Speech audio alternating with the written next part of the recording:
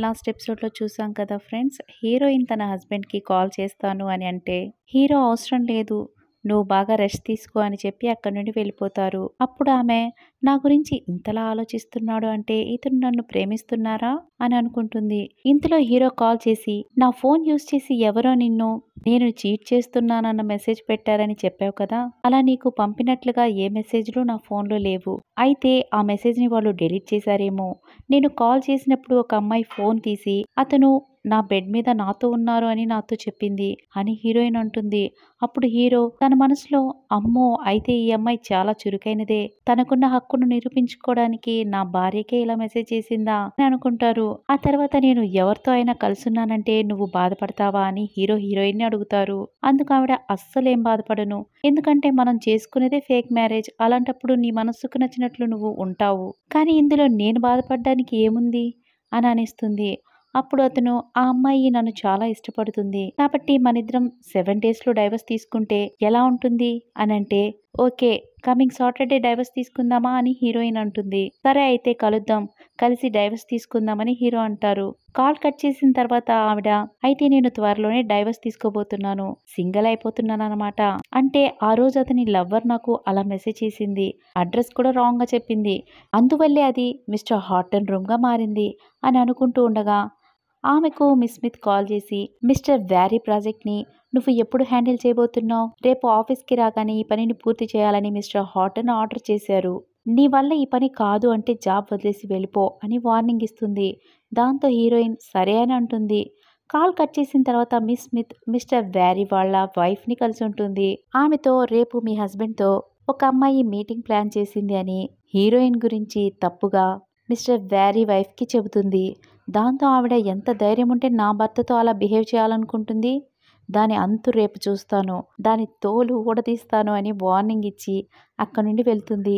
Next day morning hero ఆఫీస్‌కి రాగానే heroine డెస్క్‌ని చూసి ఆవిడ లేకపోవడంతో ఆ అమ్మాయి ఎక్కడికి వెళ్ళింది అని మిస్టర్ బెన్‌ని అడుగుతారు. మిస్టర్ వ్యానీ కాంట్రాక్ట్‌ని మీరు సైన్ చేసుకురమ్మని ఆవిడ్ని మీరు పంపించలేదా అని అడిగితే నేను ఆ అమ్మాయికి ఈరోజు వెళ్ళమని చెప్పనే లేదే అని హీరో అంటారు.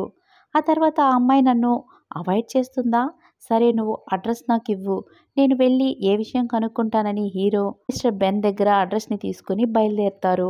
ఆ నెక్స్ట్ సీన్‌లో హీరోయిన్ మిస్టర్ వ్యారీతో కూర్చుని మాట్లాడుతుండగా సరే మీరు పేపర్స్ ఇచ్చారంటే కాంట్రాక్ట్‌ని నేను సైన్ చేస్తాను అని మిస్టర్ వ్యారీ అంటూ ఉండగా హీరోయిన్ అతనికి పేపర్స్‌ని చూపిస్తూ ఎక్స్‌ప్లెయిన్ చేస్తూ ఉంటుంది. ఆ సమయంలోనే మిస్టర్ వ్యారీ యొక్క వైఫ్ అక్కడికొచ్చి హీరోయిన్‌ని తోసేసి ఎంత ధైర్యం ఉంటే నువ్వు నా భర్తతో ఇలా బిహేవ్ చేస్తావు అని అంటూ ఉండగా తన హస్బెండ్ నువ్వు తప్పుగా అనుకుంటున్నావు.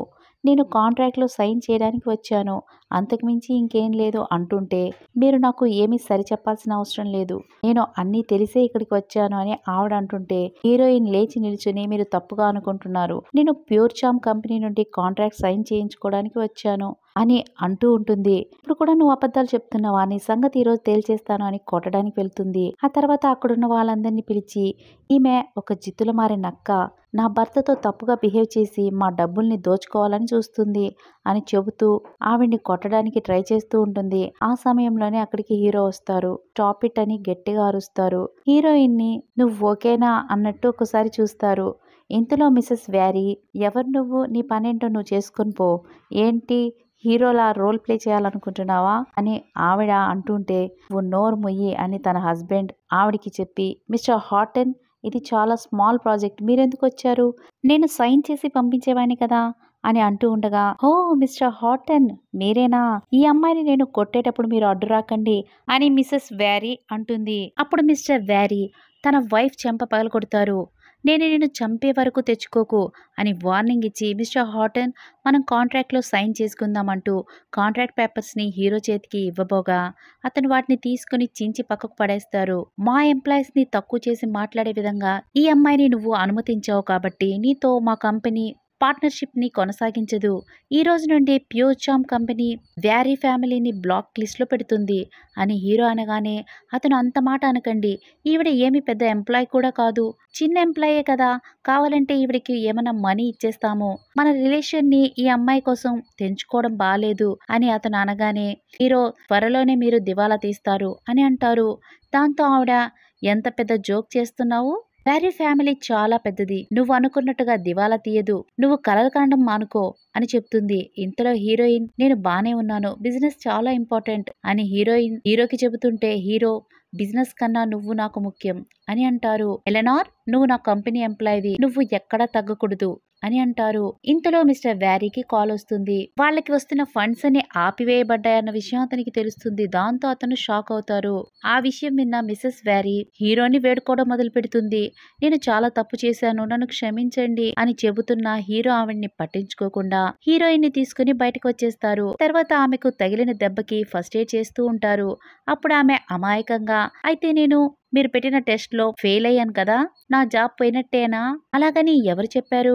నువ్వు నేను పెట్టిన టెస్ట్ లో పాస్ అయ్యావు అని అనగానే అప్పుడు ఆమె అతనికి ఇంకాస్త దగ్గరగా వెళ్ళి మీరు నా విషయంలో చాలా రెస్పాన్సిబిలిటీ ఫీల్ అవ్వడం వల్ల ఇలా నన్ను ప్రమోట్ చేస్తున్నారా అని అడుగుతుంది. అందుకు అతను ఇడియట్, నువ్వు చాలా ఓవర్ థింకింగ్ చేస్తావు.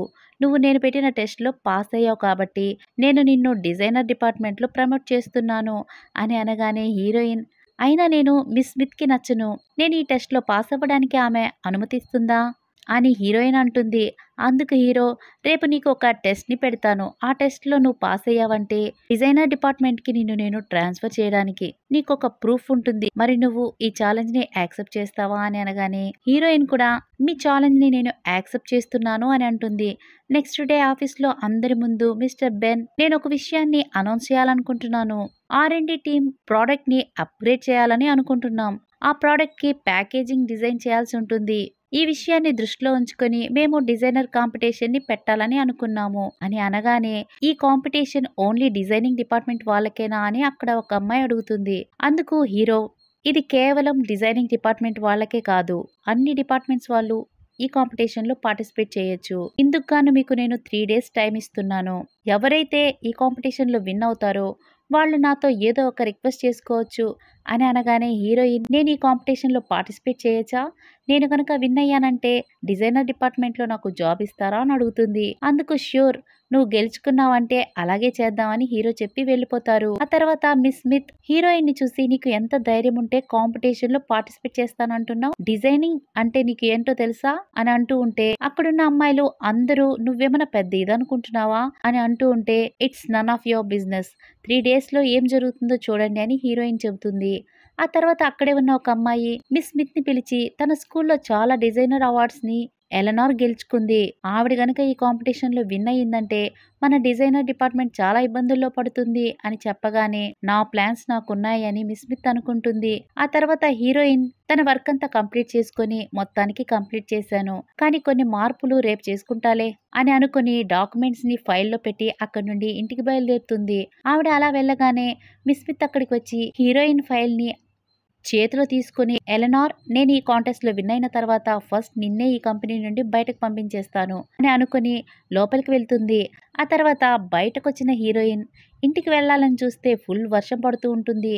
ఆ టైంలో హీరో వచ్చి ఆమెకి అంబ్రెల్లాను అడ్డుగా పెడతారు. నేను నిన్ను ఇంటిలో డ్రాప్ చేస్తాను అని అంటారు. అప్పుడు హీరోయిన్ కాస్త ఆలోచించుకొని థ్యాంక్స్ మిస్టర్ హాటన్ అని అంటుంది. ఆ తర్వాత వాళ్ళిద్దరూ నడుచుకుంటూ వెళ్తుండగా ఆమె వర్షపు నీటితో ఆడుకుంటూ ఉంటుంది. ఆ టైంలోనే అనుకోకుండా హీరో వైపు తిరిగి అతని కళ్ళల్లోకి చూస్తుంది. అప్పుడు హీరో ఆమెని కిస్ చేయడానికి వెళ్తారు. దీంతో ఈ ఎపిసోడ్కి ఎండ్ కార్డ్ పడుతుంది. Thanks for watching. బాయ్.